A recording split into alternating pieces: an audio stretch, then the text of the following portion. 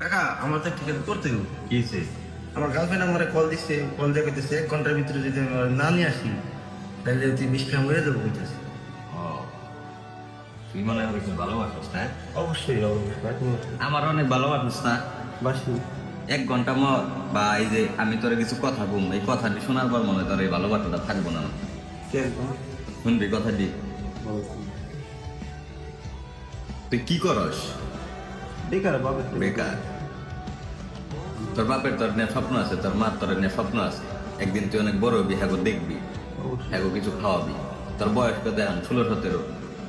এই বয়সটা হইলে মন রাখা কাইনার মতো, যে সামনে এসে দাঁড়ায় ওরে মনে করে অনেক ভালো লাগে, বা মনে হয় যে ওরে স্যার আমি বাঁচুন না, বা আমি তোর অনেক ভালোবাসি।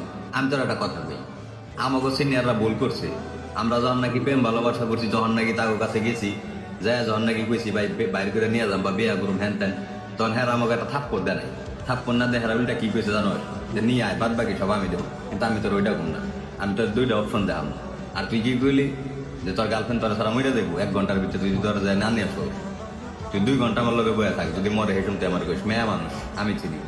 আমার কথা হইলাম তামিম, আমি যে ভুল করছি ওই ভুলটা অন্য কেউ জানি না করে, বা আমি যে আগুনে জ্বলছি ওই আগুনে জানি অন্য কেউ না জ্বলে। এই গার্লফ্রেন্ডও বাইচা থাকবো, তোরও ক্যারিয়ার হইব, যদি তুই নাকি এই পরিস্থিতি না নেস। আমার অনেক ভালোবাসে। হ্যাঁ ভালোবাসে, মেয়েদের ভালোবাসা বেশি দিন থাকে না। তুই বিশ্বাস নইলে তুই যদি করে ছেড়ে দেখ, সর্বোচ্চ 15 দিন, এর ভিতরে হয়তো একবারে সিঙ্গেল হয়ে দেবো, নইলে অন্য কেউ এর ভিতরে ভালোবাসা ভালো বা কিছুদিন পর ওর বাম্মায় যখন নাকি কেউ লোকে বিয়া দিব, তখন বিয়া বসে একবারে সুখ শান্তিতে বসবাস করবো। তুই বুঝতে পারবি না যে তুই ওর জীবনে কোনদিন ছিলি বা ছিলি, এরকম কোনো চিন্তা ভাবনাই থাকবো না ওর বিচ্ছে। এটা হলো মেয়ে মানুষ। অভাব যখন মনে কর দে তোর দরজায় এসে দাঁড়ায়, তখন আমি ওই ভালোবাসা থাকবো না। কারণ এখন হইলাম তোরা দুইজনে বাপের টেয়া খাইতেছ, আর অভাব বা সংসার কোনো কিছু তোরা বুঝতেছিস না। যখন নাকি তুই আর বিয়া করে বাসায় নিয়ে আসবি, তখন কিন্তু সব দায়িত্ব তোর নিতে হবে। তুই এই সময় কি করবি? সর্বোচ্চ তোর রাজমিস্ত্রির কাম করতে হবে। রাজমিস্ত্রির কাম করে কয় টাকা কামাবি? সর্বোচ্চ 450, 500, 600 টাকা দেয় আজকাল কি হয়? কিছুই হয় না।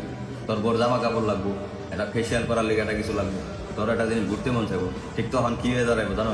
তখন তোর বউ মনে করে জন্য করবো যে আল্লাহর ওর সাথে আইসা মনে হয় আমার ভুলই হইল, বা আমি যদি আর 4-5 বছর পরে বিয়ে বসতাম তাহলে মনে হয় আমি একটু ভালো জায়গায় যেতে পারতাম।